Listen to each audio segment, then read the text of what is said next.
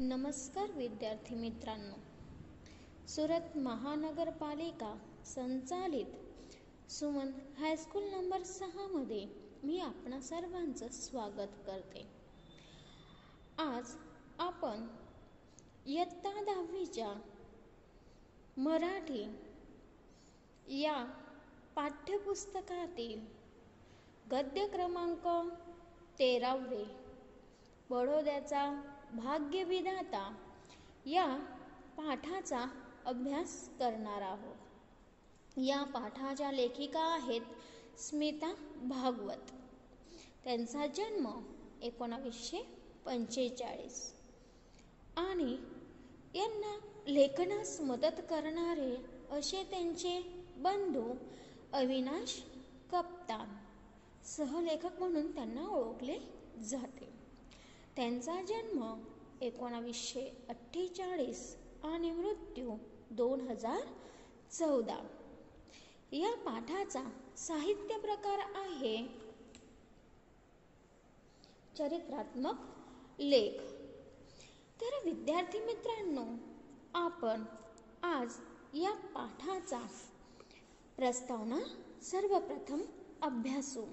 यासाठी आपण सर्वांनी आपल्या मराठीचे पुस्तकं काढावीत आणि या पुस्तकामधील पेज क्रमांक 40 हे पाहून त्यात सर्वप्रथम जी प्रस्तावना दिली आहे ती आपण पाहूया. स्मिता भागवत या मूळच्या बडोदे शहरातल्या विजया कप्तान, अविनाश कप्तान यांच्या ज्येष्ठ भगिनी. याच कारणाने दोघांचे हे सहलेखन सहज शक्य झाले. दोघांनाही सयाजीराव महाराज हा असीम अभिमानाचा विषय. स्मिता भागवत यांनी मराठी व गुजराती भाषेत विविध प्रकारचे लेखन केले आहे. श्वेत प्रेमणा, रक्तिम पडछाया या त्यांच्या गुजराती कादंबरीला गुजराती साहित्य अकादमीकडून उत्कृष्ट कादंबरीचा पुरस्कार मिळालेला आहे. मराठीत त्यांनी एकूण 8 पुस्तके प्रकाशित केली आहेत. श्री अविनाश कप्तान यांनी बडोदा नरेश श्रीमंत सयाजीराव महाराज गायकवाड यांच्या जीवनचरित्राचा अनेक वर्ष सखोल अभ्यास आणि संशोधन करून चरित्रात्मक सामग्रीचे संकलन केले आहे. स्मिता भागवत यांनी त्याला पुस्तक रूप दिले. इये सयाजीची नगरी हे सुंदर चरित्र वाचून सयाजीराव महाराज हे कसे एक श्रेष्ठ राज्यकर्ता होते हे समजते. जन्मतः युवराज नसूनही त्यांच्या स्वभावात खऱ्या अर्थाने राजेपण होते. राजा म्हणून आपल्या जबाबदारीचे भान होते. प्रजावत्सल्य असा या राजाला शिक्षणाविषयी तळमळ होती. राज्यकारभाराच्या पद्धतीत त्यांनी अनेक सुधारणा केल्या व त्यांची अंमलबजावणीही ते त्वरित करीत असत. आजही प्रत्येक बडोदेकराला अभिमान आणि गौरव वाटावा असा हा वेगळा नृप म्हणजे राजा होता. श्री कप्तान यांनी याच विषयावर नृपा वेगळा हे नाटकही लिहिले होते व त्यांचे अनेक प्रयोगही झाले आहेत. हा चरित्रात्मक निबंध वाचून विद्यार्थ्यांना हे पुस्तक वाचण्याची इच्छा निश्चितपणे होईल. म्हणजे सयाजीराव महाराज गायकवाड यांच्याविषयी अधिक माहिती मिळवण्यासाठी आपण त्यांचं पुस्तक, त्यांचं चरित्र वाचू अशी इच्छा मी या ठिकाणी व्यक्त करते. तर चला आपण आपल्या या पाठाला सुरुवात करूया. 6.5 वर्षाच्या प्रशिक्षणानंतर सयाजी महाराजांच्या हाती सत्तेची सूत्रे आली. जन्मतः युवराज नसलेल्या सयाजीरावांचा स्वभावात मात्र राजेपण आले होते. जन्मतः ते युवराज नव्हते, म्हणजे त्यांचा जन्म राजघराण्यात झालेला नव्हता, परंतु त्यांच्या स्वभावामध्ये राजेपण मात्र आलेलं होतं. आपल्या हाती सोपविण्यात आलेली राज्याची धुरा म्हणजे एक विश्वसनिधी आहे अशी त्यांची भावना होती. त्यामुळे आपल्या जबाबदाऱ्यांचे त्यांना सतत भान होते. आपण प्रजेचा नेता आहोत अशी भावना त्यांच्या मनात होती. महाराजांच्या वर्तनात तारुण्याचा उत्साह होता. स्वभावात प्रजापालन राज्यकर्ता होण्याचा आग्रह होता. प्रजेचं पालन करणे, एक राज्यकर्ता, मी राज्य करणारा आहे असा आग्रह नेहमी त्यांच्या मनात असायचा. राज्यकारभाराच्या पद्धतीत सुधारणा करण्यास ते उत्सुक होते. राज्यकारभार म्हणजे जेव्हा ते राजा म्हणून कार्य करीत होते त्यावेळेस आपल्या राज्यामध्ये कशा प्रकारची सुधारणा करता येईल यासाठी ते नेहमी उत्सुक असायचे. तेव्हा कागदपत्रे लाल कितीत ठेवण्याचा रिवाज संस्थानात होता. महाराजांनी टिपण पद्धत सुरू केली. प्रशासनाचे विकेंद्रीकरण सुरू झाले. ते गरजेचेही होते. आता प्रशासन चालू होतं त्याच्यात विकेंद्रीकरण केलं त्याने, म्हणजे वेगवेगळं केलं आणि हे गरजेचंच होतं. तोवर क्षुल्लक रकमेच्या मंजुरीसाठी महाराजांकडे धाव घ्यावी लागे. जोपर्यंत त्यांनी टिपण पद्धत सुरू केलेली नाही, विकेंद्रीकरण केलेलं नाही, तोपर्यंत लहान लहान कारणासाठी सुद्धा महाराजांकडे जावं लागत होतं. परंतु महाराजांनी या सगळ्यांचं आपल्याकडे प्रत्येकाने छोट्या छोट्या कारणासाठी येऊ नये यासाठी विकेंद्रीकरण त्यांनी केलं. सारे स्वतः करण्याचा अट्टाहास महाराजांना चुकीचा वाटला. सर्व आपणच करावं हे त्यांना चुकीचं वाटत होतं. त्यांनी आधुनिक पद्धत अंमलात आणण्याचा आग्रह धरला. त्यांनी खाजगी कार्यवाह नेमून विविध खात्यांवर खाते प्रमुखांची नेमणूक केली. आता त्यांनी खाजगी सुरू केलं आणि त्या ठिकाणी वेगवेगळं कार्य करणारे कार्यवाह नेमून दिले. प्रत्येक खात्यामध्ये एक खाते प्रमुख बनविले आणि त्यांच्याकडून ते साप्ताहिक अहवाल मागत. आणि जे खाते प्रमुख त्यांनी निवडले होते या प्रत्येक खात्याचा जो प्रमुख होता त्याच्याकडनं 8 दिवसाचा सप्ताह म्हणजे 8 दिवसाचा अहवाल, म्हणजे 8 दिवसात तुम्ही काय केलं, कसं प्रकारे केलं, या सगळ्या गोष्टींचा अहवाल ते मागत असायचा. कायद्यात एकसूत्रीपणा यावा व कायद्याचे मुद्दे लेखी उपलब्ध व्हावेत यासाठी त्यांनी कायदा समित्या स्थापन केल्या. म्हणजे जो कायदा त्यांनी तयार केला आहे त्यात एकसूत्रीपणा असला पाहिजे, वेगळेपणा नको. एवढंच नव्हे, तो जो कायदा आपण अंमलात आणलेला आहे तो लेखी स्वरूपात सुद्धा असला पाहिजे यासाठी त्यांनी समित्या सुद्धा स्थापन केल्या. त्यांनी 1884 तर 85 साली महसूल खात्यापासून हिशोब व हिशोब तपासणी खाते वेगळे केले. रजिस्ट्रेशनची नोंदणी पद्धत अंमलात आणली. निवडक तालुक्यात अंमलबजावणीचे अधिकार आणि न्यायाधिकार वेगवेगळे केले. हा प्रकल्प यशस्वी झाला. त्यांनी हे जे काही कार्य त्यांनी हाती घेतले ते कार्य यशस्वी झाले. प्रसंग परत्वे महाराजांना अहमदाबाद, कोलकाता, काशी, अलाहाबाद, आग्रा, ग्वाल्हेर, अजमेर, पुणे आणि जोधपूर या शहरांना भेट देण्याची संधी मिळाली. त्यामुळे त्यांच्या निरीक्षणास विशाल क्षितिज प्राप्त झालं. म्हणजे त्यांची जी निरीक्षण करण्याची क्षमता होती त्याला खूप मोठं क्षेत्र, विशाल क्षितिज त्याला प्राप्त झालं. कुठेही काही चांगले दिसले की त्यांना ते हवेसे वाटत असे. ते ज्याही ठिकाणी जायचं, ज्याही शहरात गेले त्या शहरात त्यांना काही नवीन दिसलं की ते आपणही करावं असं त्यांना वाटत असायचं.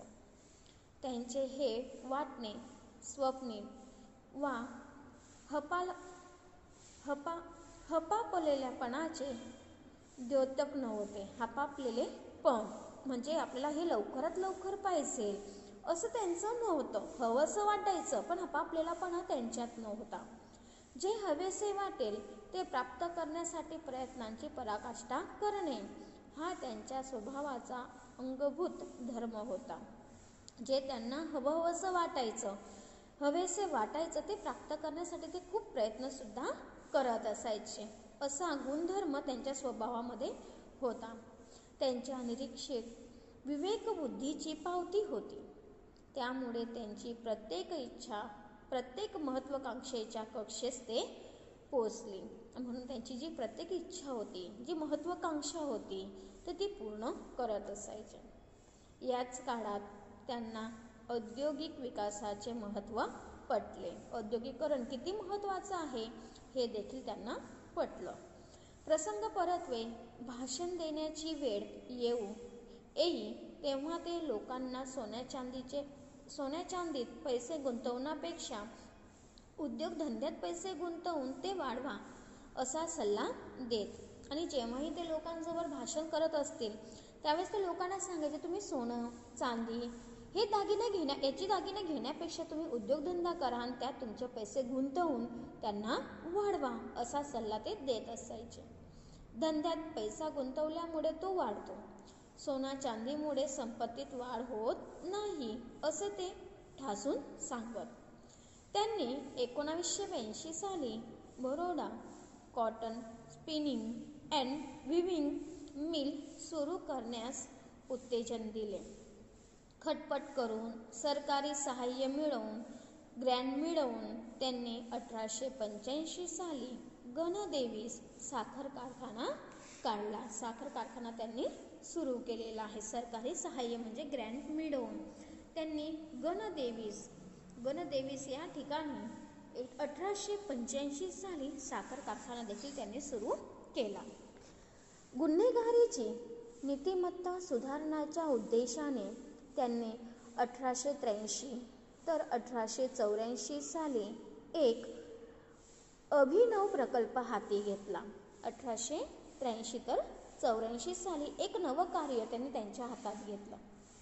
तुरुंगातील कैद्यांसाठी सर्वसामान्य नीतिमत्ता व सद्वर्तन या विषयावर दर आठवड्यास त्यांनी आगळी व्याख्यानमाला सादर करण्याची व्यवस्था केली. जे तुरुंगामध्ये कैदी होते या कैदींना चांगल्या गोष्टींचं ज्ञान मिळावं, सत्वर्तन त्यांच्या कानी पडावं यासाठी आठवड्यात म्हणजे 8 दिवसांचा जो सप्ताह आहे या आठवड्यात त्यांनी एका विषयावर 1 दिवस व्याख्यान करावं अशी व्यवस्था केली.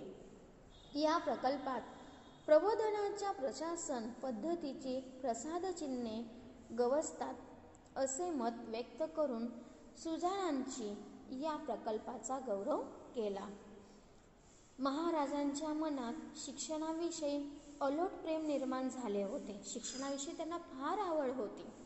म्हणून त्यांनी 1884 साली एक धाडसी निर्णय त्यांनी घेतलेला आहे.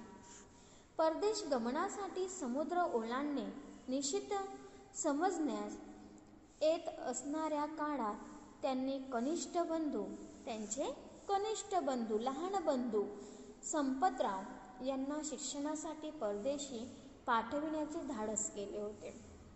पुढे परदेश गमनाबद्दल अपार टीका आणि गैरहजर राजा हा टोमणा ओढावून घेणारे महाराज स्वतः मात्र तोवर युरोपला गेले नव्हते. म्हणजे ते परदेशामध्ये कधी फिरले नव्हते. परदेश गमन हा तुमचा एक सामासिक शब्द आहे, परदेशात आगमन. तर या ठिकाणी लोक त्यांना टोमणा देऊन बोलत होते की गैरहजर राजा किंवा नेहमी परदेशात फिरणारा राजा असा टोमणा त्यांनी स्वतःवर ओढवून घेतला होता. तरी सुद्धा ते मात्र आजपर्यंत तोपर्यंत युरोपला सुद्धा गेलेले नव्हते. 1885 सालातील जानेवारी महिन्यात गव्हर्नर जनरलचे एजंट वॉटसन सपत्नीक स्वतःच्या पत्नीसोबत बडोदा भेटीस येण्याचे त्यांनी ठरविले. ही संधी साधून सयाजीराव महाराजांनी लेडी वॉटसन यांच्या हस्ते म्हणजे वॉटसन यांची जी पत्नी होती त्यांच्या हस्ते बडोदा पाणी पुरवठा योजनेचे भूमिपूजन करावे असे ठरवले. त्यांच्या हस्ते आपण भूमिपूजन करावं असं त्यांनी निश्चित केलं. पिण्याच्या पाण्याची तीव्र समस्या हे बडोद्याकरांचे प्राक्तन होते. बडोद्याकरांना पिण्याच्या पाण्याची खूप समस्या होती आणि म्हणूनच सयाजीराव महाराजांनी वॉटसन यांच्या पत्नी हस्ते आपण पाणी पुरवठा योजनेचे भूमिपूजन करावे असे नक्की केले. महाराज सावडी तालुक्याच्या दौऱ्यावर असताना अचानक मही योजनेच्या प्रकल्पाशी मिळता जुळता ठरणारा प्रकल्प यशस्वी करण्याचा मार्ग त्यांच्या चाणक्य नजरेमध्ये भरला. चाणक्य म्हणजे बारकाई, निरीक्षण त्यांची क्षमता जी खूप होती यात त्यांना ते समजलं. आकस वा पूर्वग्रह बाळगणे हे त्यांच्या स्वभावात नव्हते. रास्त कारणामुळे भूतकाळात अंमलात येऊ न शकलेल्या उत्तम योजनांचा ते सोयीच्या परिस्थितीत निर्माण करून आदराने स्वीकार करत असे. म्हणून सयाजी सरोवर ही योजना अंमलात येऊ शकली आणि म्हणूनच त्यांच्या या प्रयत्नामुळे त्यांनी सयाजी सरोवर ही योजना अंमलात आणली.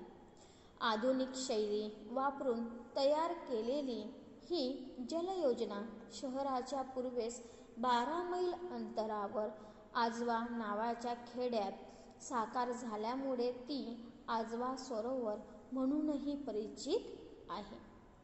या योजनेसाठी 5 वर्षाचा कालखंड व 34 लाख रुपये खर्च झाले आणि ही आजवा सरोवर ही जी योजना त्यांनी सुरू केली या योजनेसाठी त्यांना जवळजवळ 5 वर्ष एवढा कालावधी लागला आणि 34 लाख रुपये त्यांना खर्च करावे लागले. दूरगामी विचाराची कास न धरणाऱ्या आणि वरवरचा विचार करून टीका करण्याची सवय असलेल्या स्वतःच धुरंधर समजणाऱ्या काही उथळ व उतावळ्या गूढाचार्यांनी खर्चाकडे बोट दाखवून महाराजांच्या आधुनिकतेच्या सोसावर भरपूर टीका केला. म्हणजे जे चांगले कार्य करतात यांच्या कार्यात अडथळा निर्माण करणारे असे देखील लोक असतात आणि अशा लोकांनीच सयाजी महाराजांनी जो आजवा सरोवराला खर्च केलेला होता 34 लाख रुपये याच्याकडे त्यांनी बोट दाखवून त्यांच्यावर सयाजीराव महाराजांवर भरपूर टीका केल्या. अर्थात महाराजांवर त्याचा परिणाम झाला नाही. त्याने खूप टीका केल्या परंतु महाराजांवर मात्र त्याचा कुठल्याही प्रकारचा परिणाम झालेला नाही. अपेक्षेप्रमाणे ही योजना पुढे सर्वार्थाने लाभदायक ठरली आणि त्यांच्या अपेक्षेप्रमाणे सर्वांसाठी ती लाभदायक ठरली. रयतेस म्हणजे प्रजेस नळाच्या पाण्याची आधुनिक सोय प्राप्त झालीच. शिवाय 1926 सालापासून या योजनेतून 70,000चे वार्षिक उत्पन्न मिळू लागले, ज्याला आपण पानपट्टी असं म्हणत असतो. तर 1926 या सालापासून योजनेनुसार दरवर्षी 70,000चे वार्षिक उत्पन्न या सरोवरापासून आजव्या सरोवरापासून मिळू लागले आणि टीकाकारांचे तोंड बंद झाले आणि जे महाराजांवर टीका करत होते त्यांची तोंड मात्र आता बंद झाली आहे. शिवाय या प्रकल्पाच्या यशामुळे राज्यातील इतर भागांच्या पाणी समस्येवर तोड काढण्याची प्रेरणा देखील त्यांना मिळाली. ते वेगळेच. महाराजांच्या मनातील शिक्षणविषयक आस्था जग जाहीर होती. महाराजांच्या मनात शिक्षणाविषयी किती आस्था आहे, किती श्रद्धा आहे हे जग जाहीर होतं, म्हणजे सर्वांनाच माहीत होतं. मल्हाररावांच्या काळात बडोद्यात 1 हायस्कूल, 4 प्राथमिक शाळा व 4 संस्कृत पाठशाळा होत्या. पेटलादला 1 इंग्रजी शाळा होती. दिवाण सर टी माधवराव यांनी 1875 साली शिक्षण खाते सुरू केले होते. त्या खात्याचा योजनाबद्ध विकास व्हावा अशी त्यांची इच्छा होती. योजनेनुसार त्याचा विकास व्हावा अशी त्यांची इच्छा होती. या रास्त इच्छेचा महाराजांनी आदराने मान राखला आणि त्यांची जी इच्छा आहे ती इच्छा आपण पूर्ण करावी असं महाराजांनी मान ठेवला. त्यांनी 1884 तर 85 साली शिक्षण खात्याची पुनर्रचना केली. शिक्षण खात्याची त्यांनी पुन्हा रचना केली. तोवर कुणीही शाळेत मास्तरकी करण्याचा, विद्यार्थ्यांना शिकविण्याचा प्रघात होता. तोपर्यंत शाळेत कुणीही शिकवू शकत होतं, विद्यार्थ्यांना शिकवत होतं. महाराजांना हे योग्य वाटले नाही. कुठलाही व्यक्ती विद्यार्थ्यांना शिकवू शकेल हे मात्र महाराजांना योग्य वाटलं नाही. म्हणूनच विद्यार्थ्यांना नियमबद्ध रीतीने शिक्षण मिळावे असे त्यांना वाटले. जे विद्यार्थ्यांना शिकविलं जाईल ते अगदी नियमबद्ध, क्रमबद्ध असलं पाहिजे असं महाराजांना वाटत होते. म्हणूनच शाळेत शिक्षण देणाऱ्या शिक्षकास औपचारिक प्रशिक्षण देणे त्यांनी गरजेचे ठरविले आणि शाळेमध्ये विद्यार्थ्यांना शिकविणारे जे शिक्षक आहेत या शिक्षकांना देखील औपचारिक प्रशिक्षण दिले पाहिजे असं त्यांनी ठरविलं. परिणामी शिक्षक प्रशिक्षणाच्या प्रकल्पाची योजनाबद्ध आखणी झाली आणि शिक्षकांना सुद्धा प्रशिक्षण दिलं गेलं पाहिजे याची योजना त्यांनी आखली. आणि त्वरित अध्यापन पाठशाळा अर्थात टीचर्स ट्रेनिंग म्हणजेच DED आणि BEd कॉलेज स्कूल कार्यरत झाले. म्हणजे ज्या ठिकाणी शिक्षकांना प्रशिक्षण दिलं जाईल अशा स्कूल सुरू झाल्या. भारतीय संगीताचे शास्त्रशुद्ध शिक्षण देणारी तालेवार संस्था बडोद्यात असावी अशी महाराजांना हौस होती, इच्छा होती. त्यांनी गायनशाळेच्या, म्युझिक कॉलेजच्या मनोरम इमारतीची निर्मिती केली आणि म्हणूनच त्यांनी बडोदा या शहरामध्ये गायनशाळेची इमारत तयार केली. या इमारतीसमोर नितांत सुंदर तलाव त्यांनी बांधला. तलावास लाभलेले संगीताचे सानिध्य कलात्मकतेने सूचित करण्याच्या उद्देशाने त्यांनी या तलावास सूरसागर असे सुरेल नाव दिले. तर हे नाव का दिले त्यांनी? कारण की हा तलाव गायनशाळेच्या, म्युझिक कॉलेजच्या समोर त्यांनी निर्माण केला होता आणि म्हणूनच या संगीताच्या सानिध्यातून कलात्मकतेची सूचना सूचित करण्यात यावी या उद्देशाने त्यांनी या तलावास सूरसागर असं सुंदरसं नाव दिलं. त्यांनी शिक्षण क्षेत्रात महत्त्वाचा प्रयोग 1885 साली सुरू केला. आता तो कुठला प्रयोग बघा बरं. प्रयोगाच्या सुरुवातीस त्यांनी आपल्या मनोदय समग्रतेने जाहीर केला. दरवर्षी 30 शाळांची निर्मिती करावी आणि त्यांनी कुठला प्रयोग केला की दर वर्षाला आपल्याला 30 शाळांची निर्मिती करायची आहे. त्या इमारतीच्या निर्मितीसाठी 60,000 रुपयांची सोय व्हावी आणि ही इमारत जर आपल्याला निर्माण करायची असेल तर आपल्याला जवळजवळ 60,000 रुपये लागत जातील. त्यांची व्यवस्था आपल्याला करावी लागेल. मुलींनी शाळेत यावे यासाठी डोळस प्रयत्न व्हावेत. मुलींना देखील शाळेमध्ये येऊन शिक्षण घेता यावं यासाठी सुद्धा त्यांनी खूप प्रयत्न करणे निश्चित केलं. या प्रयत्नांचा भाग म्हणून शाळेत शिक्षिका अधिक ठेवण्यावर भर दिला जावा आणि जर विद्यार्थिनींना, मुलींना शिक्षण द्यायचं असेल तर त्यासाठी आपल्याला शाळेमध्ये शिक्षिकांना अध्यापनासाठी ठेवावं या गोष्टीवर त्यांनी जास्त भर दिले. तसे केल्यामुळे पालकांना आपल्या मुलींना शाळेत पाठविणे सुरक्षित वाटेल आणि जर शिक्षणासाठी शिक्षिकांना ठेवलं तर पालकांना देखील आपल्या मुली शाळेत सुरक्षित आहे असं वाटेल. तसेच मुलींना शाळेत पाठविण्याची अधिकाधिक इच्छा होईल आणि आपल्या मुलींना देखील शाळेत पाठवावं अशी पालकांची देखील इच्छा होईल. प्रत्येक शाळेत वाचनालय असावे. जेही शाळा आपण काढू या प्रत्येक शाळेमध्ये वाचनालय देखील असलं पाहिजे. वाचनालय जर राहिलं तर विविध प्रकारचे ग्रंथ, साहित्य, वाङ्मय, कथा, गीते या गोष्टी विद्यार्थ्यांना वाचनाची आवड त्यांना निर्माण होईल यासाठी आपल्याला प्रत्येक शाळेमध्ये वाचनालय निर्माण करायचे आहे. समाजाच्या सर्व स्तरात शिक्षण पोचण्याची कार्यवाही व्हावी. समाजामध्ये प्रत्येक स्तरावर शिक्षण पोचलं पाहिजे. केवळ पुस्तकी ज्ञानावर भर न ठेवता कार्यानुभवाचे महत्त्व जपले जावे. फक्त पुस्तकी ज्ञान दिलं पाहिजे असं नाही, तर कार्यानुभवाचं महत्त्व देखील विद्यार्थ्यांना मिळालं पाहिजे. एवढंच नव्हे तर शारीरिक शिक्षणाचीही व्यवस्था व्हावी. शारीरिक शिक्षण जे आपल्याला सगळ्यांना फार आवडतं, अशा शिक्षणाची व्यवस्था देखील त्यांनी म्हणजेच महाराजांनी केली. अभिजात इंग्रजी साहित्याच्या अनुवादाच्या कामासाठी विद्वानांची नेमणूक व्हावी. नगरात ग्रंथालयांची संख्या वाढवावी. शिक्षकांनी विद्यार्थ्यांना ग्रंथालयाचा उपयोग करण्याची सवय लावावी. ग्रंथालयात वावरत असणाऱ्या विद्यार्थ्यांना प्रोत्साहन द्यावे. अज्ञानाचा जो अंधकार आहे, या अंधकारावर मात करण्यास साक्षरांची कंबर कसावी. जे साक्षर आहेत यांनी विद्यार्थ्यांना अज्ञानावर आणण्यासाठी स्वतः कष्ट करावे, कंबर कसावे. हा एक वाक्प्रचार आहे आणि या वाक्प्रचाराचा अर्थ सांगून वाक्यात तुम्हाला उपयोग करावा लागणार आहे. कंबर कसणे म्हणजे खूप प्रयत्न करणे.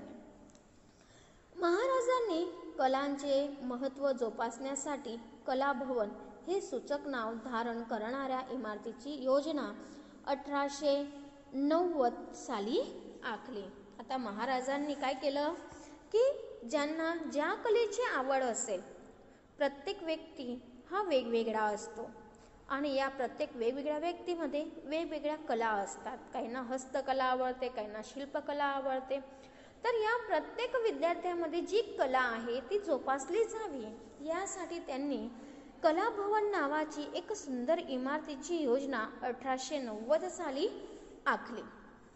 त्या निमित्ताने बडोद्यात उपयोजित कलांचे शिक्षण कार्य सुरू झाले. हे काम तांत्रिक शिक्षणाचा ओनामा ठरावे. ओनामा करणे म्हणजे सुरुवात करणे असे होते. इंजिनिअरिंगची मेकॅनिकल शाखा, तसेच चित्रकला, शिल्पकला, सुतारकाम, रंगकाम, ब्लिचिंग व कॅलिको प्रिंटिंगच्या अभ्यासक्रमाने या कार्याचा शुभारंभ झाला. या कामाची घडी नीट बसल्यावर कृतार्थ होऊन थांबणे महाराजांना ठाऊक नव्हते. कार्यावर पूर्णविराम ठेवण्याचा समाधानास त्यांच्या स्वभावात स्थान नव्हते. कार्य पूर्ण झाले की मग आपण आराम करावा किंवा समाधान करावं त्यांना माहीतच नव्हतं. एकानंतर दुसरं कार्य आपण कधी सुरू करू असे ते नेहमी विचार करीत असायचे. एक काम मार्गी लागत असताना दुसरा व ते मार्गी लागत असेल तेव्हा तिसऱ्या कामाचा शोध हा त्यांचा स्वभाव होता. एक काम पूर्ण होत असेल तेव्हा दुसरं पूर्ण होत असेल तेवढ्या तिसरं काम करणं हा त्यांचा स्वभाव होता. त्यांनी प्रगतीचा ध्यास घेतला होता. आपल्याला जास्तीत जास्त प्रगती करायची, आपल्या प्रजेसाठी चांगली कार्य आपल्याला करायची आहे, असा ध्यास त्यांनी घेतला होता. पत्नीच्या मृत्यूपासून त्यांना निद्रानाशाचा रोग जडला होता. निद्रानाश म्हणजे झोप न लागणे. आले लक्षात? निद्रानाश, निद्रामध्ये झोप, नाश म्हणजे नाश पावणे. तर त्यांना निद्रानाशाचा रोग हा जडला होता. हे खरे, परंतु मी जागा आहे कारण माझ्या मागे कामाचा लकडा आहे. आणि त्याने सांगितलं मी जागा आहे. का जागा आहे? कारण की माझ्या मागे खूप कामं आहेत, मी खूप कामामध्ये असतो, असे सातत्याने म्हणणे हे त्यांचे ब्रीद वाक्य ठरू लागले होते. कलाभवनच्या पहिल्या टप्प्याचे काम मार्गी लागत असताना त्यांनी मूर्ती काशिल्प, सिरेमिक, वास्तुकला, स्थापत्यशास्त्र, रसायनशास्त्र, वस्त्रोद्योग तसेच अन्य ललित कला आणि तंत्रज्ञानाच्या शाखा यांचे काम त्यांनी हाती घेतले. कलाभवनाचे काम योग्य हाती सोपवल्यावर कलाभवनाची त्यांनी सुरुवात केली आणि ते काम नंतर दुसऱ्यावर सोपवून त्यांनी पुन्हा दुसरं काम हाती घेतलं. युरोपच्या दौऱ्यावर असताना महाराजांच्या मनात अद्वितीय वस्तू संग्रहालय निर्माण करण्याची महत्त्वाकांक्षा जन्मली. आणि ज्यावेळेस ते युरोपच्या दौऱ्यावर होते त्यावेळेस महाराजांच्या मनामध्ये अजून एक विचार आला, महत्त्वाकांक्षा जमली. ती म्हणजे कुठली?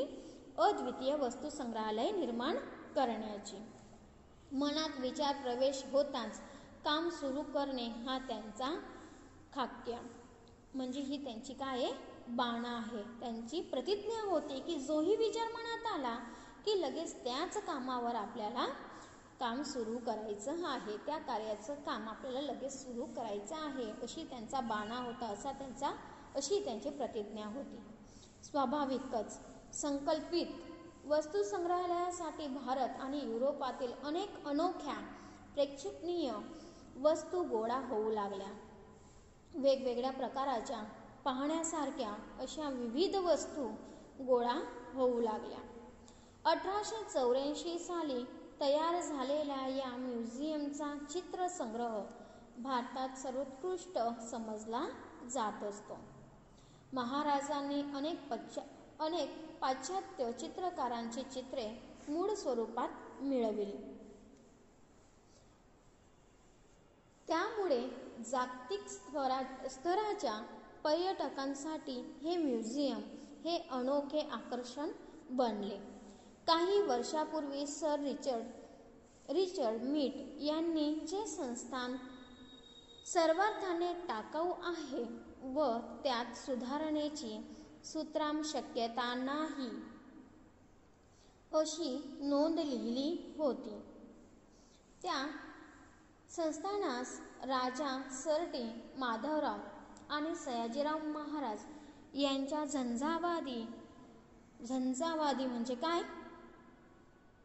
तर तुफानी किंवा वादळी यांच्या तुफानी किंवा वादळी उद्यमशीलतेने जागतिक स्तरावर मानाच्या स्थानी नेऊन ठेवले. न्याय मंदिर आणि म्युझियम कॉलेज यांच्या बेचक्यात मध्यभागी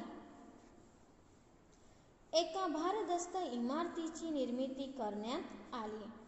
न्याय मंदिर आणि जे म्युझियम कॉलेज त्यांनी तयार केलं होतं यांच्या मध्यभागी बेचक्यात त्यांनी आता एक नवीन इमारत बांधण्याचा निर्णय केला. श्री अध्यापन पाठशाला या नावाने तिथे शिक्षिका प्रशिक्षण केंद्र सुरू झाले आणि त्याला नाव दिलं त्या इमारतीला श्री अध्यापन पाठशाला. म्हणजे महिलांना त्या ठिकाणी ज्या महिला शिक्षिका आहेत त्या शिक्षिकांना प्रशिक्षण केंद्र त्यांनी सुरू केलं.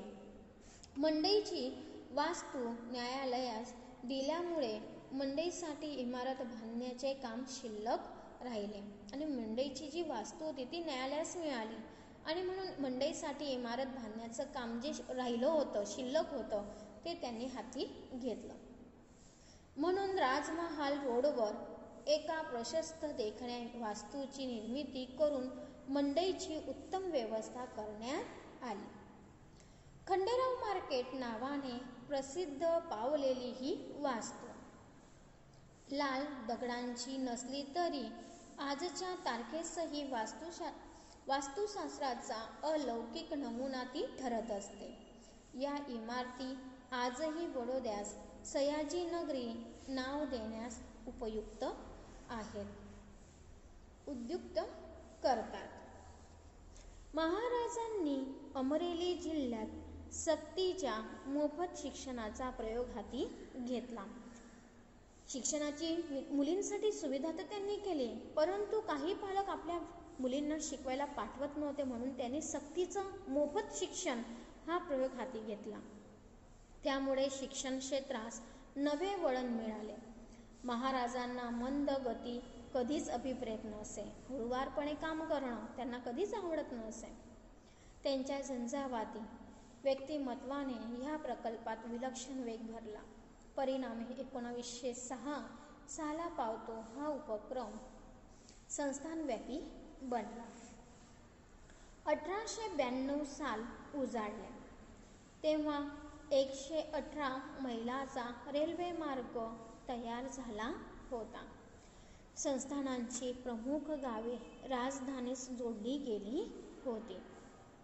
लक्ष्मीविलास पॅलेस तयार झाला. महाराजांचे स्नेही व खाजगी कारभारी पेस्तनजी, दोराबजी, खंडाळा वाळा यांनी राजप्रसादाची अप्रतिम सजावट केली.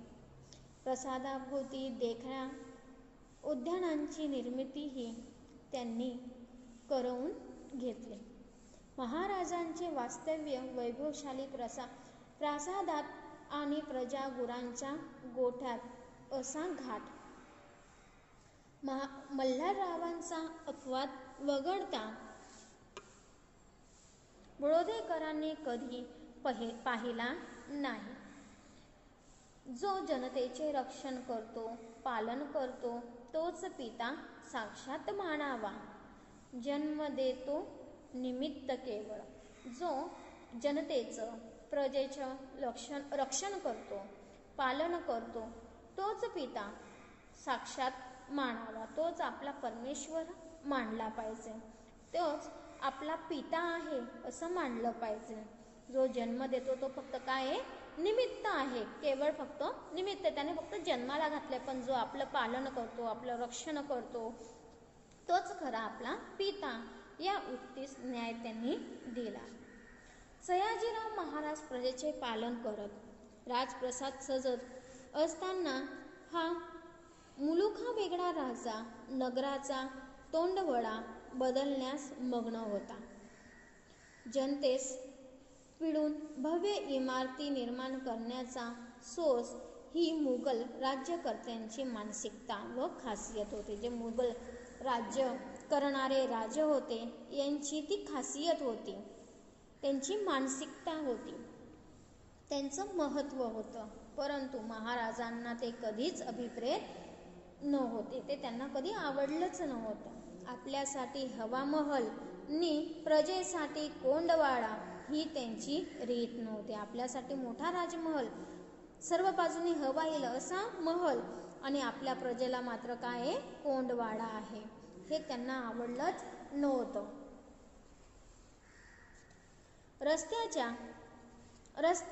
रस्त्यांच्या रुंदीकरणाचे महत्त्व जाणून त्यांनी ते काम सुरू केले. राजाच्या गरम हवामानावर उतारा म्हणून बाग बगीचे व कारंज्याच्या निर्मितीचाही त्यांनी सपाटा लावला. महाराजांच्या दरबारात अगणित रत्ने जमली होती. महाराजांचा जो दरबार होता त्या ठिकाणी अगणित म्हणजे मोजता येणार नाही अशी रत्न जमलेली होती. मुख्य म्हणजे त्यांचे बडोदे संस्थानात असणे महाराजांच्या गुणग्राह्यतेमुळे घडले होते. बंगाली, मद्रासी, पंजाबी, इंग्रज सारे स्वेच्छेने बडोद्यास आले. स्वतःच्या इच्छेनुसार बडोद्याला आले. महाराजांनीही समभावाने त्यांचे स्वागत केले. सर्व माझ्यासाठी समान आहेत, सगळ्यांसाठी सारखा भाव त्यांनी त्यांच्या मनात ठेवला आणि सगळ्यांचं स्वागत केलं. गुणापूजा स्थानम नच लिंगम नच वयम. आता या ठिकाणी महाराज म्हणतात गुणांची आणि गुणीजनांची कदर करत त्यांनी सर्वांचा प्रतिपाळ केला. गुणापूजा स्थानम नच लिंगम नच वयम. मी नेहमी गुणांचीच पूजा करीत असतो, नाही कधी लिंगाची किंवा वयाचा भेद मी मानत नाही. जसे ज्याचे गुण असतील तशी मी त्यांची पूजा करीत असतो. त्यांच्या लेखी दोनच भेदांचा महत्त्व होते. त्यांना फक्त दोनच भेदांचं महत्त्व ते देत असायचे. एक म्हणजे चारित्र्य संपन्न लोक व कट कारस्थानी. दुसरे म्हणजे चारित्र्य संपन्न लोक आणि पहिले होते चारित्र्य संपन्न लोक आणि दुसरे आहेत कट कारस्थानी. त्यांची दक्ष नजर हा भेद सहज पारखून शके. त्यांची जी दक्ष नजर होती, तीक्ष्ण नजर होती, ती तीक्ष्ण नजर ते ओळखत होते की कुठला व्यक्ती कसा आहे. बडोद्याचे गुणसंवर्धन करण्यासाठी आणि व्यक्तिशः स्वतःची प्रगती साधण्याच्या उद्देशाने 10 वर्षात अनेक गुणसंपन्न व्यक्ती डेरे दाखल झाल्या. सुरुवातीस म्हणजे महाराजांच्या हाती सत्तेची सूत्रे आली तत्पूर्वी बहादूर अंबालाल साखरलाल देसाई आणि अंबास अली तय्यबजी यांचे बडोद्यास आगमन झाले होते. पुढे मनुभाई मेहता व रियासतकार दिवाण बहादूर गोविंद सखाराम सरदेसाई बडोद्यास आले आणि 35 वर्षे बडोद्याचे होऊन राहिले. ते आलेच नाही तर जवळजवळ 35 वर्ष ते बडोदा या शहरामध्ये राहिले. काळ पुढे सरकत होता तसतसे महाराज राजकाजात मुरब्बी होत होते. जसा काळ सरकत होता, पुढे जात होता, तसे राजा देखील त्या ठिकाणी मुरले जात होते. गुणीजनांसाठी बडोदे संस्थान श्रद्धास्थान बनले. जे गुणी लोक आहेत, गुणीजन आहेत, ज्या व्यक्तींमध्ये गुणांची पूजा केली जात असेल, अशा लोकांसाठी बडोदा हे शहर श्रद्धास्थान बनलं. खाशेराव जाधव, केशवराव दासपांडे, ची.व्ही. जोशी, श्रीमती गंगूताई पटवर्धन आणि असे कितीतरी प्रसिद्ध रविकिरण मंडळाचे महत्त्वाचे घटक कवी माधव जुलियन.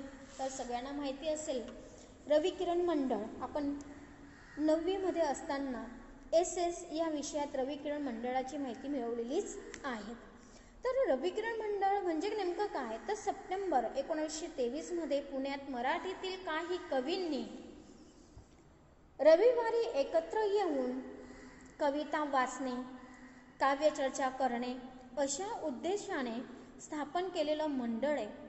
कवितेमध्ये आधुनिक विचारांचा प्रवाह यावा या उद्देशाने या कवींचा हेतू असल्यामुळे त्यांनी या रविकिरण मंडळाची स्थापना केलेली होती. आणि याचे महत्त्वाचे जे घटक होते ते म्हणजे कवी माधव जुलियन, तसेच कवी चंद्रशेखर यांना महाराजांचा वरदहस्त लाभला. कवी यशवंत तर बडोद्याचे राजकवी होते. अचेतन बाबी आणि दिखाऊ सौंदर्यालाच त्यांनी महत्त्व दिले असे नव्हे. आर्षदृष्टी लाभलेल्या या राजाने नगराचे चैतन्य वाढविण्याचे औचित्य साधले. त्यांच्या रत्नपारखी स्वभावाची कीर्ती ऐकून या नगरीत अखिल हिंदुस्थानी गुणीजनांचा आपसूक मेळावा भरू लागला. तर विद्यार्थ्यांनो, आज आपण बडोद्याचा भाग्यविधाता म्हणजेच सयाजीराव महाराज गायकवाड यांनी बडोद्याचा राज्य कारभार पाहत असताना कशा प्रकारच्या बडोदा शहरामध्ये विकसीकरण केलं, प्रगती केली याबद्दलची थोडक्यात माहिती या पाठात आपण मिळवलेली आहे. तर आपला हा पाठ याच ठिकाणी संपला आहे. तर पाठ्यपुस्तकातील पेज क्रमांक 43 वर तुम्हाला शब्दार्थ व त्यांचे कठीण शब्द व त्यांचे अर्थ, वाक्प्रचार, त्यांचा अर्थ एवढंच नव्हे तर या वाक्प्रचारांचा वाक्यात उपयोग करणे, टिपा तुमच्या स्वाध्यायाच्या वहीत नोंदवायचा आहे. त्यानंतर पेज क्रमांक 43 वर या पाठावर आधारित स्वाध्याय दिलेला आहे. तो स्वाध्याय देखील तुम्हाला पूर्ण करायचा आहे. तो तुमचा होमवर्क आहे. खालील प्रश्नांची एका वाक्यात उत्तरे लिहा. यात 7 प्रश्न देण्यात आलेले आहे, ते त्यांची एका वाक्यात उत्तरे लिहायची. तसेच स्वाध्यायामधील प्रश्न क्रमांक 2, खालील प्रश्नांची 2 ते 3 वाक्यात उत्तरे लिहा. त्यात जवळजवळ तुम्हाला 5 प्रश्न दिलेले आहेत. या 5 प्रश्नांची तुम्हाला प्रस्तावनेसहित प्रश्नांची उत्तरं लिहायची आहेत. आणि स्वाध्यायामध्ये प्रश्न क्रमांक 3, खालील प्रश्नांची सविस्तर उत्तरे लिहा. हा प्रश्न तुम्हाला जवळजवळ परीक्षेमध्ये सविस्तर उत्तरे लिहा हा भाग जवळजवळ तुम्हाला प्रति प्रश्न 4 मार्काला विचारला जातो. म्हणून या ठिकाणी हा प्रश्न तुम्हाला सविस्तर लिहायचा. यात देखील प्रस्तावनेचा समावेश तुम्हाला करायचा आहे. प्रस्तावना, सारांश म्हणजेच मुख्य उत्तर आणि समारोप या पद्धतीने या सविस्तर प्रश्नांची उत्तरं तुम्हाला नोंदवायची आहेत. तर विद्यार्थ्यांनो, आपला हा पाठ या ठिकाणी संपला आहे आणि हा सर्व अभ्यास तुम्हाला तुमच्या स्वाध्यायाच्या नोंदवहीमध्ये लिहायचा आहे.